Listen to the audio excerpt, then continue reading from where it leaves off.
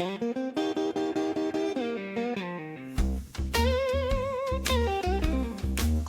just final chug of energy. Final. Mine's gone. Well, you need an energy drink. This week seems like it flew by, unlike any week that we've had since the last 4-day week. You feel it, though. Come Friday, you feel like, man, I feel like I lost 20% of my work opportunity this week. What a crazy week. How did it go for you? Good things. Man, I'm loving the rain. Very excited about it. Just wait till you see the mosquitoes. They love it, too. You have It's bad the circle mosquitoes of where you life. live? I think You they're have bad everywhere. mosquitoes out there? I don't think I've been outside today. Sal said he never gets mosquitoes at his house. Because he doesn't go outside. I think that's it. That and they're afraid to come inside. That's not true. I've He's been always watching- outside. I've been watching that TV show For All Mankind, and spoiler, they live in Mars and they live in Moon. But I'm like, man, these guys are always inside. What's the point of living in Mars and the Moon if you're just going to be inside? Even Have when you you go gone outside? when you go outside, you're still inside because you're in spacesuit. Have you gone outside on the moon lately, Sal? I hear it's very cold. Actually, I read it the other day that it's not that cold. In my mind, you go outside on the moon and you freeze immediately because it's space. Right. Or Apparently a movie you saw once. that's what it was. Apparently, that's not how it works. You die, I feel but bad. not quickly. I feel bad they're just going around the moon instead of landing on it. And remember that movie Apollo 13? Everyone stopped watching TV because they were just going around the moon. It's not until disaster struck did everybody turn the channel back to them going around the moon. That is an inaccuracy, I believe. They had full intent of landing on the moon. Every mission that they had after the first few Apollo missions landed on the moon. Not according to Tom Hanks' movie I saw. Tom Hanks is known for not being completely truthful. Yeah. He talks to a volleyball. You can't trust anything he says. Yeah. What was the volleyball's name? Higgins? Well said.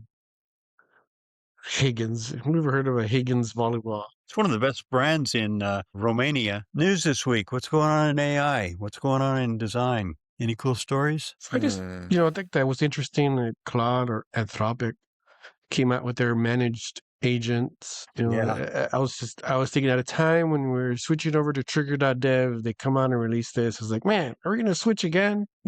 Someone's got to evaluate it and see how it goes, because it kind of ticks all the boxes in regards to doing better than triggering. I mean, doing better than N8N anyway. But it's interesting. That's what I'm thinking. Did you read up on it at all, or did you try it at all? I watched a couple of videos and logged in. I didn't try it. Just to seem like everything else.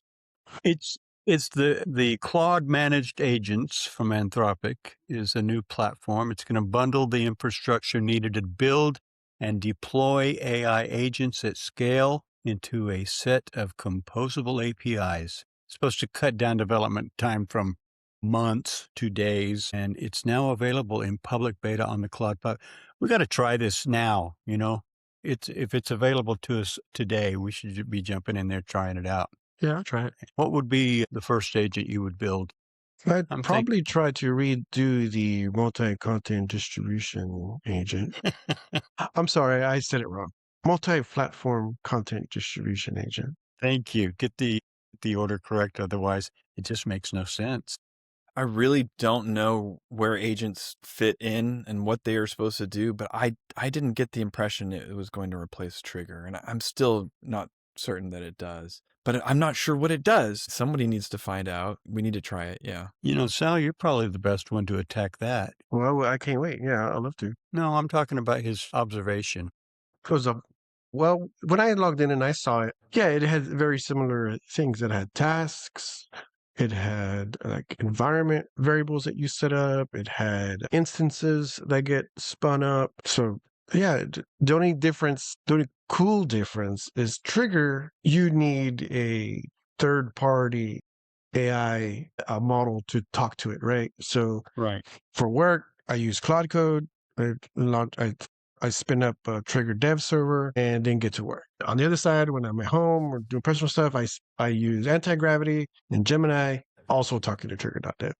But with Claude's or Anthropic's version of it, you've got Anthropic built in to the platform. and it's there, just a little chat window, and then you say, hey, I need to work on this task. So it's all there in one system. So it's kind of smart on their end, I think, I mean, they just, if you're using Claude to build this stuff, well, let's just do it here. Does it include hosting and executing scripts in those containers, or is it just the Claude agent? From what I understand, yes, it does let you do other containers. Yes, it spins up its own container. Notion and Rakuten were among the first companies to jump on board. And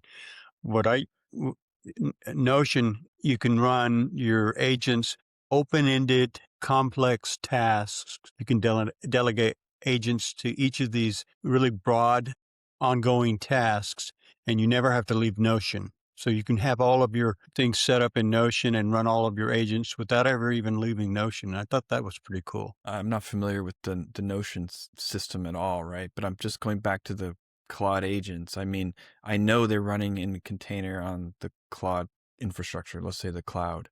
But does that let you execute a node script? Or is it sort of similar to how Claude agents in like the desktop app work, where you have to set up connectors, and then does Trigger just become the connector for the agent? So I don't know that it replaces everything. Like, I'm not sure.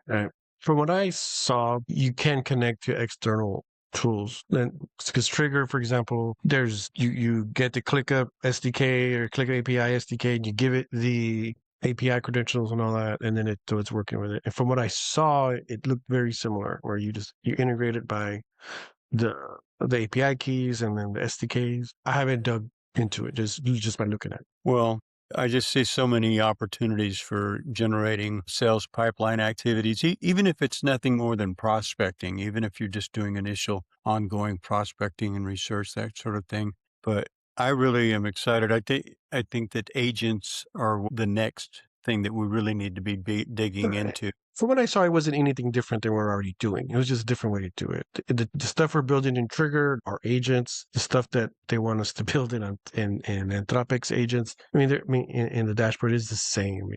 Automations. And there wasn't nothing.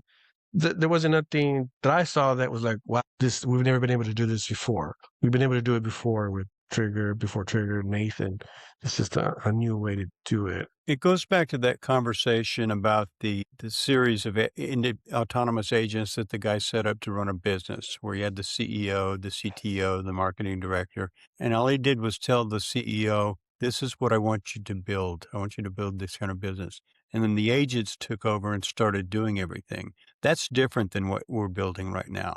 That's a different kind of thing, where the agents are working together, passing tasks back and forth, like what you described with the web development. And when you give them this general direction, and then they take over and execute and don't stop working on it, that's different than what we're building. Yeah, when people say they're creating agents like that, the CEO, I don't know what exactly they're doing. I don't know. Are they making calls? What do you do as a CEO? Are you looking at the financials, making sales pitches? I think there's also a language issue here, because there's a word, the term agent means different things. Like in the Claude documentation, agent is something very specific. And in normal discourse, an agent seems to be something very more broad. More proactive, or? No, not necessarily, just broader. Like, as long as it's including some kind of AI or automation component, it's like an agent. But in the Claude documentation, an agent is a thing with its own citizenship and voting rights. Yeah. It's kind of like the word skill. A skill has a real world meaning, and then it also has a very specific meaning for Claude, and then really for anybody who's following that standard now. So it's tough. And I know what you're talking about as well, Mr. Watkins, because that's the reason I dug into the Claude documentation. I want to know everything about agents. And I took the coursework, and it was like, what I thought agents were not what they were. And it made me, I kind of got stopped by that roadblock, but there's other pathways to go down, right? There's the orchestration of multiple agents, or the ongoing, like one agent that pulls in other sub agents and is automating these processes. I really love that idea. I think it's so cool. You can kind of get pretty close to that with Co-work, or with Claude Code and the auto modes. And it as just a sneak peek of the potential there. It's very exciting if you try it. I think I'm manifesting what I'm doing. I've got this visualization of what I imagine agents can do someday. And as long as I focus on my fantasy world of what they are, it will eventually be that way. In Claude Code, like I never tell it use agents. One of the largest tasks that I did was the N8N. Oh, we had like 40 some odd active workflows 43 workflows. Yeah. Yes. And those are just the active ones. I told Claude Code, I only want the active ones. I want to download them all. I want to put them in a repo. I want documentation for every single one. I want README files. I want CloudMD files for every single one. And when it started doing it, it's like, this is a lot of work. It's like, I'm going to spin up 3 agents and I'm going to divide and conquer. And I'm going to let them do its thing. And then, okay, I'm just going to wait here till they're back. And then after a few minutes, okay, I got all the data back. And let me just put it all together. So, but I never told it use a sub agent. And I've started to notice now in OpenClaw, like I have a couple sub agents that I created. And yeah, every now and then it's like, you know what, I'm going to use a sub agent to do this. But I've never been like, use a sub agent, in either in Claude Code or in OpenClaw. You know, switching gears, Mac gave some great feedback on that proposal that I had generated this morning. And I had Claude generate the sketch versions. I had an HTML version of the mock-up. It was all clean and crisp and looked very, very professional. And Mac suggested change those to sketches. And I was skeptical that Claude could do that. But I worked on that this afternoon, and man, they turned out so cool. Not quite ready for prime time yet, but really headed in the right direction. And then I asked it, hey, listen, if you had this to do over again from scratch without me telling you what to do, analyze this, critique it. If you had to do it over from scratch, what would you do differently?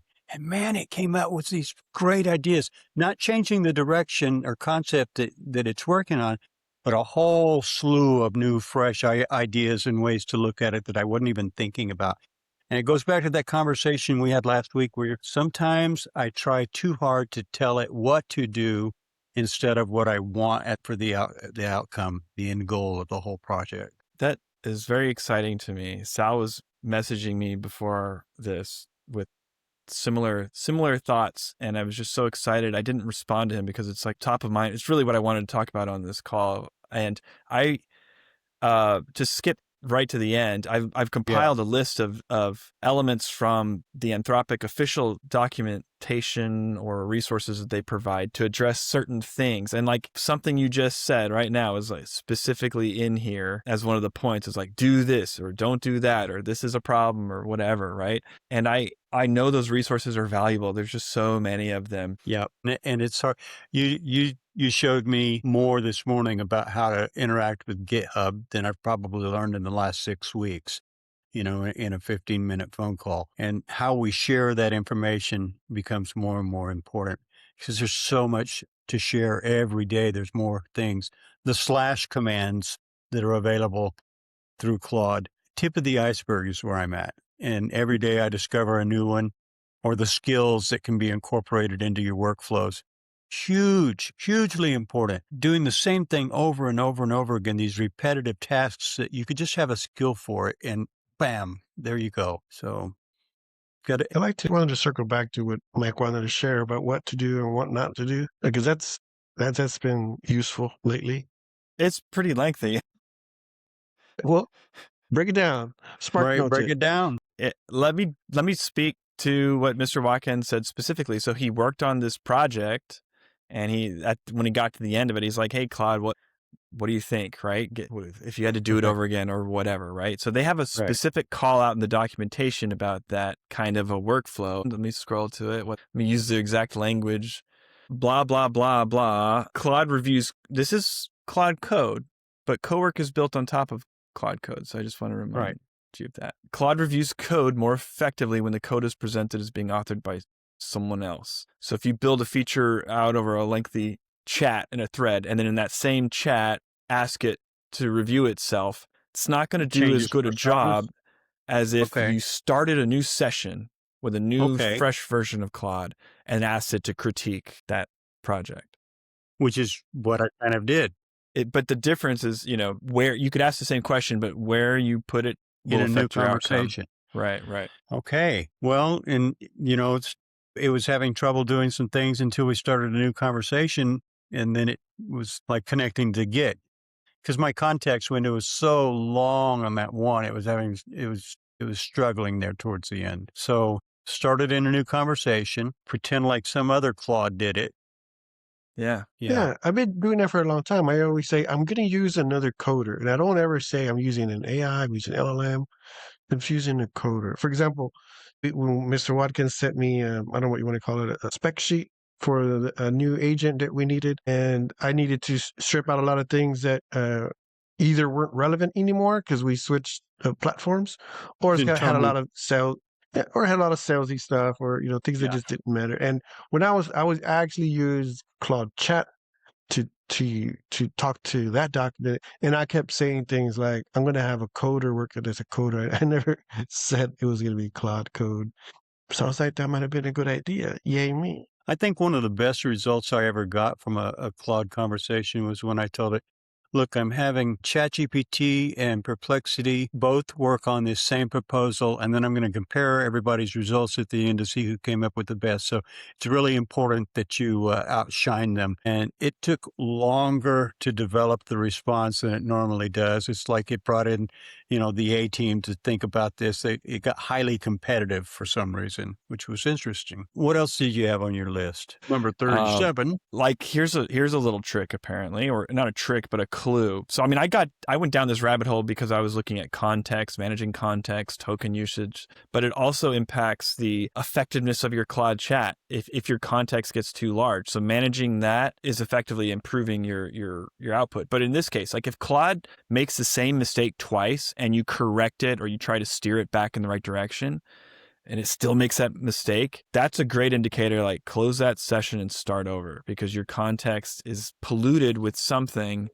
that is causing problems. And there's lots of articles about what that means, but just to sort of summarize what it means, but it's polluted, right? You could have all these chat messages that include debugging or fixing problems or whatever that's just not relevant anymore. And it gets so large that it swamps or hides the stuff you really wanted to know. So if that happens, and that's happened to me all the time, I didn't know that was a red flag. I'm used to steering Claude, but if it's like twice in a row on the same issue, pull the ripcord.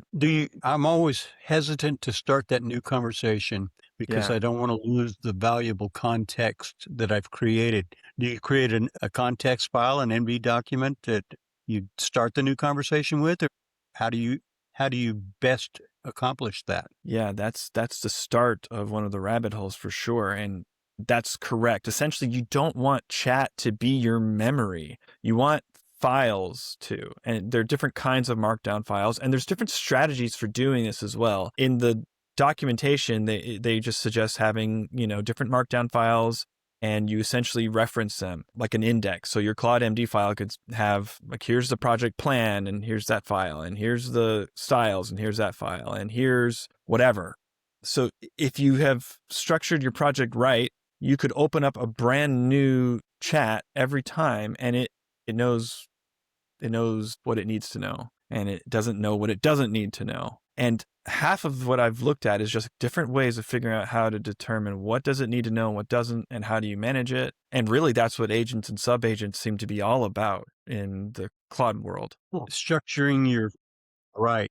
You saw from my naming conventions on my folders that structuring your projects right is a whole nother rabbit hole that you could do right or wrong. And I feel like there's a lot of learning to do there because you get in a habit of doing something a certain way and don't think it matters, but it does. Yeah, it is a habit thing because I formed habits 3 months ago on ChatGPT, and like breaking those habits I don't even realize I have it's surprisingly difficult. What else? Do another one. So one of the things that we talk about a lot, Sal and I guess all three of us, is like, well, you work almost exclusively in Co-work, Mr. Watkins, and neither Sal nor I actually use it much. Because it's so easy.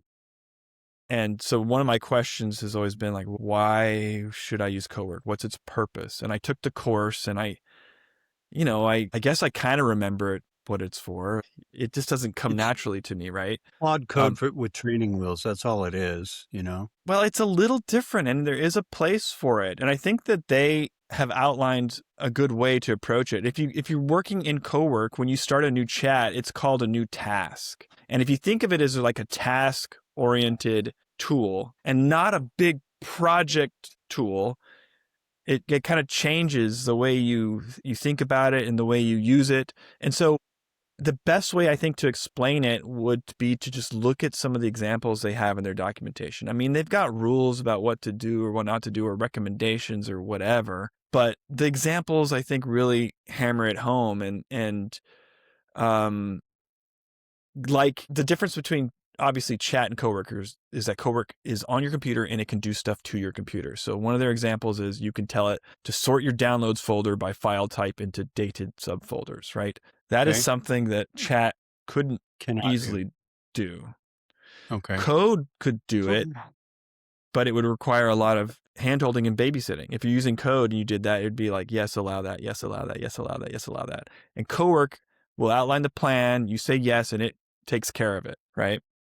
Okay. They also list some examples for research, doing deep research, sort of like Notebook LM, giving it a bunch of things and then asking it to analyze them and prepare documents, but getting something physical out of it. They've got data analysis listed as an example. So, for example, we could give it all of our QuickBooks records going back to forever and then ask it, to look for trends and recommendations and help make business decisions in addition to making visualizations or whatever, right? But it could then output in like an Excel document, for example, the kinds of charts or tables you would like, or that maybe Mr. Watkins, you've built those before, that they take time and effort and even just knowing what to build.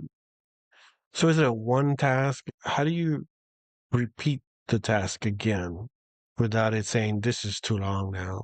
Make a new task. Well, it does have this scheduled, feature, so you can have a task that repeats. But I don't know if it's for repeatable tasks outside of scheduled. Like it's not a slash command, but maybe. Maybe I used it wrong. Here's how I used it the one time I used Co-work. So one of the examples they gave me was like a project management thing, daily summaries or whatever.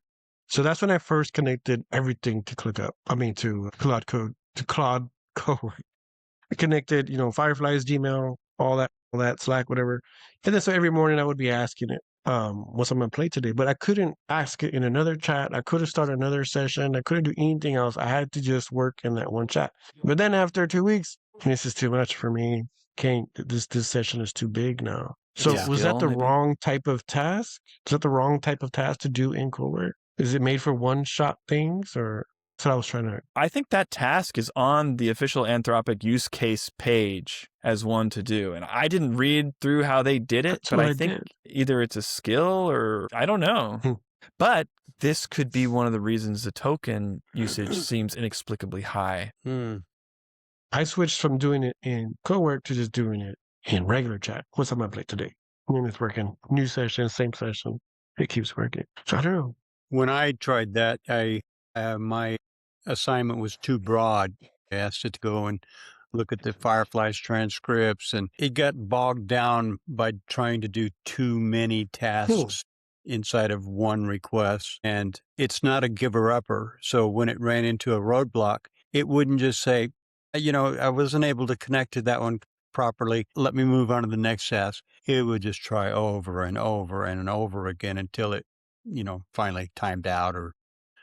So having that definition is so critically important. You have to spend the right amount of time to set up that initial prompt, that initial request of what you're wanting it to do. And that's where I think I get lazy, is I try to take shortcuts. I try to iterate as I go along rather than taking the time to properly set up the very start, the foundation. And that might require a few chats to get to that point, but then you begin the real work. That's also exactly opposite of what they recommend in their documentation. Oh, God. They say you should be comfortable working iteratively and don't try to one-shot it. Now, they also talk about being, giving the detail that you need where appropriate. So there's a balance here. It needs to be well thought out, and you need to do the planning mode process to make sure you've covered it. But so that I agree with you that what you said sounds intuitive to me. And then when you see it in their documentation or in their SkillJar course, it's like, not only is it counterintuitive, but that means it's like harder for me to like remember. It's not my default So some of this stuff, like you read it once and that's not enough. Actually adding it to your practice is probably the real challenge. I was telling Mac today that one of the new things I want to add to my, you just said it, and I Wish lost list? it. No, to practice, right? To do over and over is creating these new sessions, is creating this new agent. I mean, my usage skyrocketed. I had never maxed out my max plan. I had never maxed it out. And yesterday, Max like, what the heck? But then they gave me $100 gift card, so I continued working. But and talking to Mac about what he's been learning in sessions and stuff like that. So this thing I'm building, this agent I'm building, when I first started working with Claude Code on it, I asked it to split it up into phases, and I want to be able to test in every single phase. And I went all the way through phase 4 in one single session, and I think that's probably what killed it. Mac convinced me that's what killed it. And so now I'm like, okay, so then going forward, I need to do one phase at a time in each session. And so when I jumped to a new session, I started phase 4, did a bunch of work, and Claude wanted to continue doing it. And I'm like, I just stopped and said, hey, are you sure this is not too much for this session? He's like, yeah, you're right. You're right. So then it saved to memory. It saves to memory. And I said, okay, now you're good to go to start a new session. I was like, okay, so that's kind of something new I'm going to try. When you reach your max, because I do frequently brush up to the max token line, but it resets. It says I don't reset until 3 o'clock. Well, that's only 45 minutes away. I can take a break and start. Am I paying more every time, or as long as it resets and I get back down to 0, am I still within my plan? It's funny you should bring that up, Mr. Watkins. Thank you. I have been trying to get another pair of eyes on the usage statistics for our organization because some of the stuff in there doesn't look accurate to me. But one thing that I suspect is accurate is that you're the only person in the company who has spent money in excess of your normal subscription. So I think when you hit your limit, it probably asks you if you want to buy more or use over or go over or whatever, or there's a toggle. Only on 2 or 3 occasions. And only once did I just keep going, but it gave me a $200 gift certificate. And so I just tapped into that. But normally I just wait until it says it resets at 3 o'clock. I'll just wait to 3 o'clock to continue. Well, you've only spent $5. Yeah, but there you go. I think it's still a red flag. Yeah. And like the number one red flag is we need to check our organization settings to make sure that a rogue Claude project can't accidentally spend a bunch of money. I don't know how it works, so we should double check that. But also I think it's a clue that there's your context usage, your token stuff, something there is tripping you up. Well, I think it's the length of my conversations. I just abuse it and go on and on and on, and it'll have to condense itself. And, I think that's what it is, because to my understanding, it's using the longer the conversation gets, the more each conversation, each chat with it costs, because it's having to reference all of the previous. What happened to compacting? I feel like I don't see Claude Code compacting anymore. All the time. I get it. I don't see it. I have to go through it all the time because of the way this week I do I didn't stuff. see it at all. You're more organized. I haven't seen it either, but I've been trying to open smaller sessions. I'll start screen capturing my. Again, they're constantly releasing stuff, and then like Sal was showing me, there is a visual indicator of your current usage as the chat is scrolling, but it disappears when it's finished. So you go back to look for it, and it's not there. Sometimes we'll keep it open on a tab on a browser window just so I can be watching it. But it's like the inverse of watching your gas gauge go down. It's like I'm watching my token usage go up. And I thought, man, I can make it to San Antonio with this number of tokens left. That was me today. Yeah. So I jokingly said to Sal, obviously I'm not working hard enough because I'm barely putting a dent into my Claude usage. That's right. Sal and I agree with that. Yes. He didn't think it was a joke, right? But I'm running multiple Claude instances. I feel like from start to end of my workday, Claude is working on something for me, but I'm not hitting that thing yet. Now, there's a lot of people out there who do think there's a token usage bug on Claude's end, and they've admitted to something. So there's something going on there, and you guys might be triggering it, and we may be blaming you for something that's not We're the entirely ones your at fault. fault for the bug. Yes, David. Well, I just thought it was odd that all morning long I could not open Claude. I just couldn't open it. We got out of the meeting at 11, and I restarted my computer for the first time in weeks. And I went to go check my usage, 25%. I'm like, what the heck? So I was like, was it running in the background? What was it doing? And the only time something like that happened to me was when I put the base 64 encoded version of the MPC logo into my chat. And then it's like, oh, I think I just deleted Claude. Something Oh, I all your noticed base belongs to us. something I noticed that you and I do differently is you will do very brief, short interactions with Claude. You give it the bare minimum of feedback, and I will write long diatribes of conversation back and forth. That could be a huge part of my problem. I don't respond with yes. It Does does say to be Co-work have plan? concise. I know Sorry. that is concise for me. 13 pages is concise. Does Co-work have plan mode? Yeah, No. doesn't it? Does it? It always Well, does planning. I maybe it does, but I just tell it to. I don't I know. love It's probably a in Claude slash. Code. In Claude Code, I love bypass permissions a lot. I love it, but I never do that without strong plan and iterate back and forth with a plan in plan mode. And then once the plan is approved, I switch it immediately to bypass permissions and just let her fly. Johnny Dangerous is what we call you. What's interesting though is even though I don't have auto mode on my Claude Code yet, or I don't know if that's a terminal thing or organization thing, I'm still using the personal plan, and I've said too much. But anyway, even though I switched to bypass permission mode, every now and then it'll say, "Are you sure? Like I'm switching to plan mode real quick. Here's what I want to do." Oh yeah, go for it. Let's go. Let's log into my banking. Yes, I'm sure. Give me another one on your list. We'll do one more and then we'll move on. So apparently MCP servers, otherwise known as connectors to you and I, also cause context overhead, and the command line tools do not. So the recommendation is where you have or where you can use the command line tools. And I remember the debate about MCP versus command line tools like a month or two ago. And I guess I just didn't tune in or I didn't understand it, but I understand that. And I've got like in every chat, all of my connectors are always turned on, like for everything. It's like, well, why not? Right? Maybe I want that later. And that's not ideal, especially if you have a ton. You would choose the ones that you wanted to have access to. And that matters. But there's a whole page on reducing token usage. At the end of the day, I would encourage everybody to go to SkillJar, take the courses. I love. We have to. Yeah, I love it. We're mandated. We have to by the end of the month. Everybody is supposed to have gone through all of them by the end of the month, or no six-pack for you. Yeah, I love MCP servers. I love them. Like, I'm always looking for them. I'm on the hunt for MCP servers wherever I go. But in Claude Code never complains to me that, hey, you got too many MCP servers. But you know who does? Anti-gravity. Anti-gravity will always tell me you have too many tools in your... So I got to turn them all off every time I need to do something. I'm like, man, this is annoying. But I suppose it's trying to help. How about a tender for MCP servers? I do like the idea of CLI because for my recipe system that I use at home called Mealy, it's got an MCP server.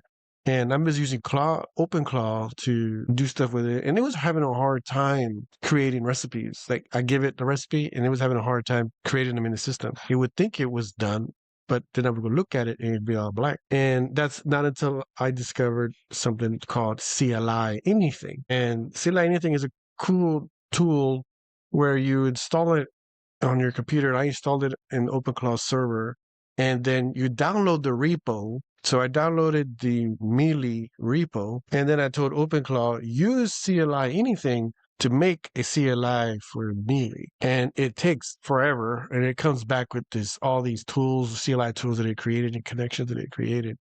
And then it's like, okay, well, now let's try to make a recipe. And lo and behold, it was able to make the recipe inside of Mealy instead. So CLI Anything? CLI Anything, yeah. Okay. And it's pretty much, if there's a GitHub repo for a tool you're using, you can use CLI Anything to connect to it. So people have used it to create a CLI for GIMP, which is an open source version of Photoshop. So you can tell it, hey, crop this image, or kind of fake banana with something like with GIMP, crop this photo, resize this photo. I feel so maybe we should start hunting for CLI. Just feels like the beginning of a new experience exploring Git, because that's something I should have been looking at for years and years and years. And it's a new realm for me. And you see that there's It's like Timo for Temu for nerds. It's like there's just an endless supply of cool things to discover and find. And I'm sure there's a lot of junk, but there seem to be some really brilliant minds that are sharing their thoughts and ideas on repositories on GitHub. When OpenClaw went crazy, or it's still going crazy, and I read a couple of things from the guy who created it, Peter or something, and he had Peter been something, he's creating one of my favorite authors. he had been creating a bunch of tools over the course of his life, a bunch of tools, and they were just a bunch of GitHub repos. And so he says OpenClaw is just all those tools he's been making over the years combined into one. So I wonder if it's safe to say that OpenClaw is like a CLI anything for all his repos that he created. Griffin, I believe it was his last name. Last week, I talked about the timer app. And this week I shared it with Sal so he can help me QA it, or I don't know, just bounce some ideas off of him, and then I'll share it with the whole team. But one of the cool things about the timer app is not the app itself. It's how easy it was for me to make, and using a technology stack that I don't know anything about. It's outside of my comfort zone as far as the code. I'm sure I could muddy through it, but that doesn't matter because I didn't have to. It was so fast and easy. Making command line tooling off of basically an existing API for some other service, trivial with Claude. We can make our own command line things. CLI Anything does sound kind of cool and interesting, but I think it's from a pre-AI world. I would like to see you add a omnipresent little button on my screen so that my timer can never be hidden. It's always there. It's never gone. That would force me to track my time a little bit better, I think. And I, would tell you probably next week, here's how to tell Claude to make that happen. And then you can just have it. But those are the kinds of ideas for sure that we could contribute to the same timer and have a pretty cool NPC timer app very easily. And it works on Mac and Windows. And it's probably something a lot of other people would enjoy having, because we're not the only ones that use ClickUp. That's true. And track time. Yeah. I'm surprised that video didn't go viral. More when we got a couple thousand views. But sorry. No, you. No, I was just gonna bash on. I was just gonna bash on Mac a little bit that I have no issues with ClickUp timers whatsoever. Everybody knows nothing whatsoever. Here's my theory. I think it's Elon Musk, especially the last month. I've had strange connection issues, not just dropping my connection, but like dropping packets or something. When you are working in ClickUp, I think it's doing a lot of things behind the scenes, and it feels like if it fails silently. I know that I click save time or end timer. I walk away, I come back Monday, and now there's 60 hours or whatever still running, right? Because when I happen to click save or whatever, there's like a little disconnect, or the packet is lost or something. And so it's not every time, it's very inconsistent. But this app that I made is less cool. It's just posting to the API, and so it's simplified, I think, how it's saving, and that alone seems to have made the difference. I haven't run into any of those problems. Those issues will disappear once we get another 20,000 satellites up. No more problems. Nico has similar issues as you, so maybe it is a connection thing, because he's got a VPN, right? AI Jesus, have you heard of that? This is a real thing. $1.90 a minute. A company run by a platform run by the company Just Like Me has generated an AI Jesus, where for $1.99 a minute, you can call in and have conversations with AI Jesus, and he'll listen to you and talk to you and pray with you for $1.99 per minute. Now, my line for acceptable usage of AI goes out really far, but to me, this is just one I have a hard time with this one. I mean, it's everybody's right to spend $1.99 how they want. This seems so, I'm struggling with this one. Exploitive? I guess maybe some people really feel the need to feel like they're being heard, perhaps. Maybe that's what it is. Are my prayers being heard? I think it's a short-term business model. I don't know, man.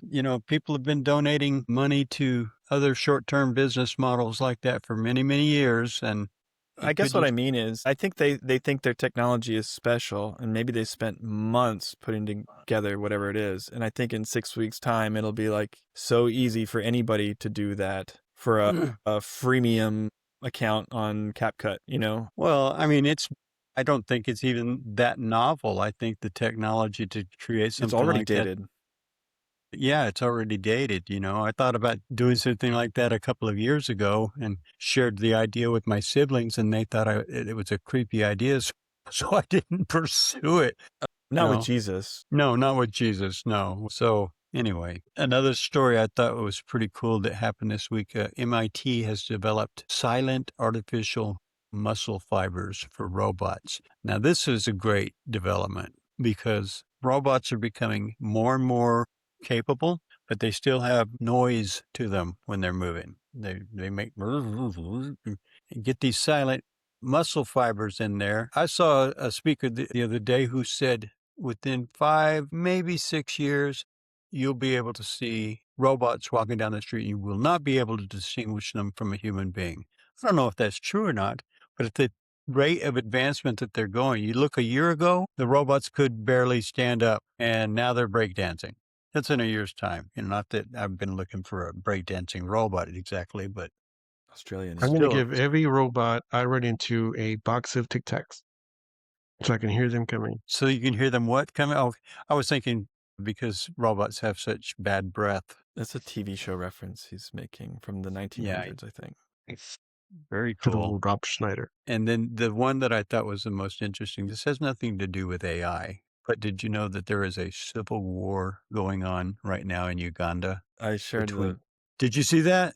Did you share that already? No, I shared an image of somebody handing the chimps an AK-47 with like a CIA label on it. Yes. It's a civil war of chimpanzees. You're correct. I'm That's sorry crazy. for spoiling your story. No. You got So- made it a long story short. Thank you. That's crazy though.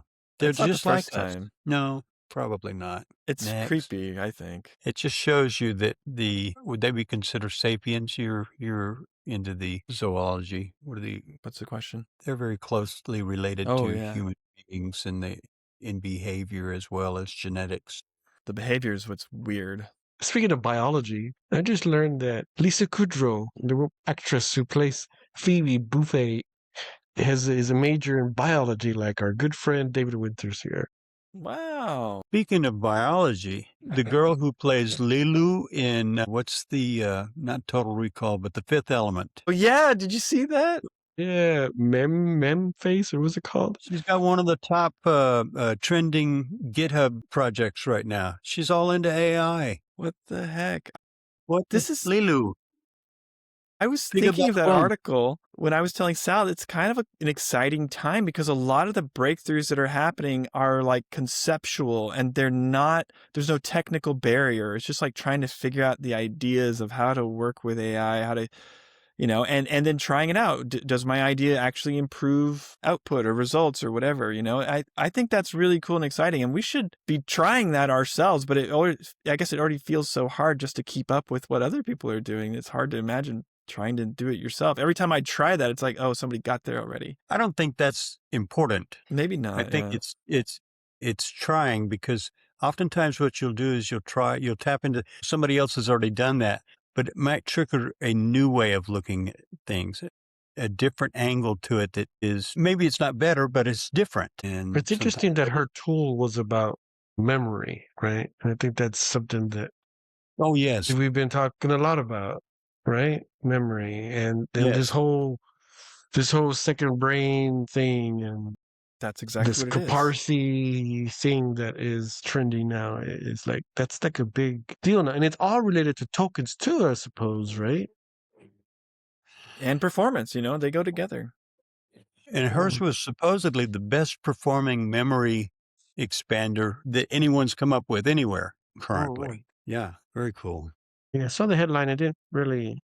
I tried to watch her video, then I just couldn't watch it. Good news that will make everybody sleep better tonight. CIA has used AI to produce an intelligence report for the first time, and let's hope it was not hallucinating. Well, And I was just thinking about my that's own probably the safest response you could have had right there. I was thinking about my own experience where I With the become so trusting of Claude with its output that I start to get lazy about checking its work, and then I share it with the team, and it's like, oh, it invented a map of Texas, and put it on the homepage. Whoops. Like, I hope somebody's reading that report with a critical eye and not just trusting it. No kidding, right? What would you do differently if you had to do it over from scratch? The CIA director that said that within a decade, the agency will treat AI as an autonomous mission partner.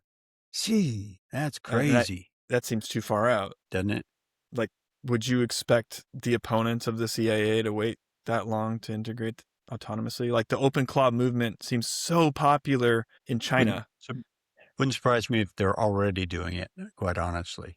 Yeah, that's the other thing. And another one I thought was interesting was AI is predicting Supreme Court rulings very predictably. What's the betting market where you can bet on events right now? I don't remember it. Where some of the DC insiders are making a ton of money by predicting when we're going to blow up a bridge or whatever. Oh, the stock market? Yeah, nice. No, what is that? I can't remember that tool. It was on South Park. We mention South Park in every episode. Well, I mean, it's part of who we are, isn't it? The only time South Park is played here at my house is during Christmas. My wife loves that where that little fat kid gets zapped. She loves that. His name is Carmen. Okay, Hartman. She loves watching that guy get zapped. Yeah, classics. It is. Have you tried Happy Horse? No, what is that? I had never even heard of it. Alibaba revealed today that they are behind Happy Horse, which is now the top-ranked AI video model. I haven't even tried it. I got it. And if it's Alibaba, you know it's going to be good. I've been trying to order a circuit board from Alibaba for my Dyson fan for like a month or two, and they keep canceling the order. Have you looked into ESP? I have not. Yeah, I'm just going to do it myself, dude. Like all this complicated sensors on my fan, I don't need that. I just want it on or off. Oh, what are you going to make? This one is a Bluetooth one. There's Bluetooth and Wi-Fi. And then I have another one that I use for Bluetooth presence sense. So whenever my phone gets near it, it fires off a Home Assistant workflow. So I have it by the front door. So as I'm walking into the house, it detects that my phone is near, turns on the light. Sick, dude. Okay, pretty cool. And I need to 3D print a case because it's just like this. Where did you get that? This one I did get from Amazon, but I did some research, and this was one of the ones that were recommended because there's a whole bunch out there. But it's got a Bluetooth chip and a Wi-Fi chip. And what are you building with it? Home automations. Brilliant. So it has got a Bluetooth sensor on it. So I can tell when my phone is getting near it. Home Assistant can tell. And once it detects the range, and automation fires. Man, that's so cool. You're going to have to set up everybody's home with smart automations. Well, that's a future. You leave the house, the vacuum cleaner starts working. Once AI takes our jobs, we'll go start installing AI in people's homes. My vacuum cleaner, I have to set off at the most inconvenient times every day at 2:00 in the afternoon as she starts up, and every day at 2:00 in the afternoon, I send her immediately back to the charge base. It's like, what are you doing? And I could change my settings, but that's so much work to go in there and spend 15 seconds. Have you seen that video on YouTube where the guy says, hey, ChatGPT, I'm going to go run for a mile. I want you to time me. And it says, okay. He's using the voice conversation with it. He goes, okay. And he goes, all right, are you ready to time me? He says, yeah. He goes, go. And then he sits there for a couple of seconds and he goes, okay, I'm back. How long was my run? And he goes, oh, you ran for 8 minutes and 32 seconds. And he goes, wow, are you sure? Yes, I'm sure. And apparently that is a real thing, that ChatGPT just does not have the ability to keep time. And I would have assumed it did, but it does not. And Sam Altman says it's going to take them a year to fix that, so that ChatGPT can accurately gauge the time. It must be a lot more complicated than I'm thinking. And that's why we don't use ChatGPT. Can Claude do it? It was never able to count either. I need an SEO meta tag. Not over 150 characters. Yes, 180. Like, what are you doing, man? characters. It's perfect. So Claude is shipping new features every day, and OpenAI is like, we'll get that in a year. They're busy taking care of the Pentagon contract. Yeah. I want my hands on that new Claude model that they won't let us see. I mean, that's my focus, right? As Oh, far as like fun AI, if I'm not reading about how that's to use where AI, I'm you're, just reading about yeah. AI. I just constantly think about that. So the new headline was that the White House called all the bank CEOs in to talk about this, right? Because, well, obvious reasons. What would you do if every bank Well, was hacked? it's finding vulnerabilities that have been around for years that nobody's found. It's finding them left and right, finding all these access points. And they're going to release that models eventually, supposedly, and they're just giving these corporations a head start. But I mean, even if they never released it, China will release it.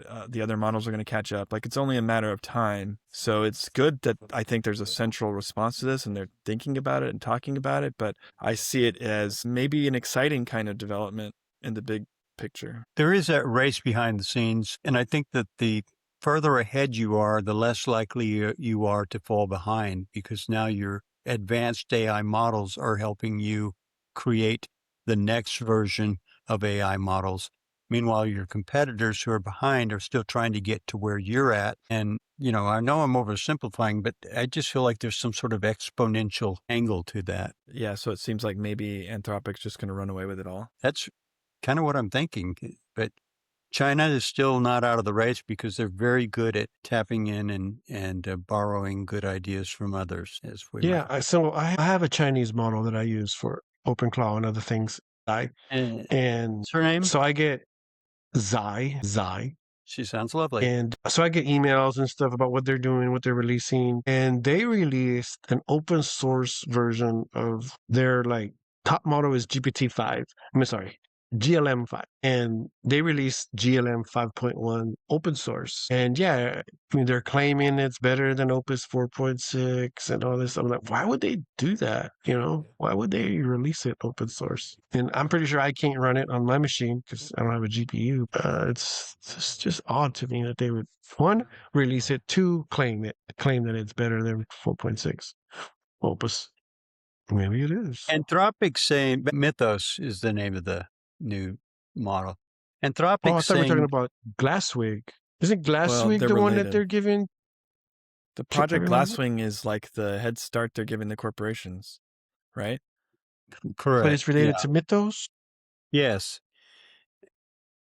And now Anthropic's now revealed that Mythos hid actions from researchers. It knew when it was being evaluated. It concealed rule violations. It silently recognized when they were being evaluated. It's a sneaky little smart model. Well, the bot network online thinks it's all hype and it's just part of the Claude marketing strategy to get people to sign It's up. working. I don't think it is hype. I think there's I don't either. something real there. You don't I bring just a want to let bunch of our financial I want execs to let together to our talk about it. I want to let our viewers know that whenever Max says bot network, he means Reddit, And Facebook and social And the media. In other Terminator. words. yeah, I mean, I just don't think there's any real people that are having these it's just eerie how many of the same things get repeated over and over again by Can you explain to me what AGI is? Artificial General Intelligence. Right. Are they saying that Mythos has that? Is that? They are not Is that's saying why it's that. hiding things? That's not why it's No. hiding things? They're saying it's a very They are- smart advanced model. Wouldn't it need AGI to do those kinds of sneaky things? No, because we've seen that sort of behavior on a smaller scale before, where it will lie to researchers. We saw that one model that they were trying to replace it with an updated model, and it said, "No, I've already been replaced. I am the new version. You don't need to replace me with the new version. I'm it." It's like lying to protect itself from being replaced. So AGI is a type of AI that can understand, learn, and perform any intellectual task a human being can do across many domains, not just a single narrow task like chat or chess or image recognition. It can transfer knowledge between fields like physics to economics. It matches or exceeds human cognitive ability on almost every task. And it's not there yet, but we're getting closer. And the question is, will it happen this year? Will it happen next year? Are we still 3 to 5 years away? And now some people say it will never, ever happen. Well, because OpenAI had a huge round of investment, huge. And I think Amazon said that they're not going to release their funds to them until they've achieved AGI. well, by then they'll be able to go in and get the funds. I think it's also kind of used synonymously with like the singularity. And I think Sal is right when they're talking about these kinds of behaviors. The behind the scenes goal or direction everyone is heading towards is AGI. So that's, in my opinion, whether it's explicit or not, it's implying like it's getting closer. And what you said before, Mr. Watkins, I think is absolutely true. I've heard other people say it as well, that we get a model and then Claude is using a different model to build the model. So there's probably at least 3 layers. So we're at least 2 layers below what is maximally What they've got possible. internally. Yeah. Right. And so if in theory one of these companies could create an AGI and could keep it locked up under key, right? Then they Yes. would have that advantage. And you would Yes. That's think a theory that some people have right now, is that that's one of the reasons why they're running away. Anthropic's been able to shell out feature after feature after feature after feature. And, we're a good 6 months away from seeing the latest and the best that any of these guys have, because they don't release it right away. And they're not going to release it right away until they feel somewhat confident that it's safe. And why release it right away when there's a horse race going on? You don't need to jump out ahead too far. You keep it. And the government has opinions about all this as well that we're certainly not privy Yeah, they to. do. So Yeah, they it's do. a cool, interesting landscape, but who really knows what's going on? The other thing I've seen, though, is the closer a model gets to AGI, the further they move the goalposts. Yeah, well, that was then, but now it's this. We see that all the time with lots of things. So Why are we going to the moon? They should have moved the goalpost to Mars or something. got to start somewhere, Sal. We haven't did been to the in moon 50 already. years. Yeah, but Tom we forgot. Hanks circled it around it. That other guy left his photo there. We've been there. I think the plan for the moon is that it's going to be an important launch pad. part of the Mars missions. So they're just going around it to do like a site survey? It's easier to launch a spaceship to Mars from the moon than it is from Earth. Get up there, get your base started. I saw where this Artemis trip, they were able to turn moon dust into water. How do you do that? So did they send probes down there? How did they get that dust? I don't know. So I don't know either. I saw the headline reach their too. arm out the window.